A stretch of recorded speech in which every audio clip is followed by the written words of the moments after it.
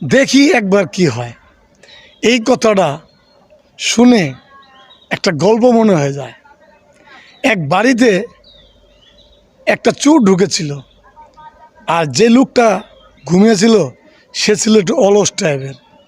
আর সে দেখে তার ঘরের যত টাকা পয়সা যা আছে সব কিছু চুরি করে সে ব্যাগ বাঁধা ফেলেছে। তারপরও সে বলে দেখি কি করে। আর শেষ পর্যায়ে গিয়ে দেখে যে তার লুঙ্গিটা, চুরে দেখতেছে তার লুঙ্গিটা অনেক সুন্দর। চুরে ভাবলো তো লুঙ্গিটা থুয়ে যাবো কি লেগে, লুঙ্গিটাও নিয়ে যায়। চুরে শেষ পর্যন্ত লুঙ্গিটাও নিয়ে রওনা হয়ে গেল। তো শেষ পর্যায়ে গিয়ে সে লোকটা বলতেছে, আরে আমার তো ছবি লয়ে গেল গা, আমার তো ইজ্জতটাও লয়ে গেল। ঠিক আছে, এই হলো আমাদের দেশের মানুষের চরিত্র। আপনারা সবাই দেখি দেখি বলতে বলতে এমন পর্যায়ে যায় না যে চুরের কাহিনীর মতো না হয়, সেদিকে সবাই খেয়াল রাখবেন।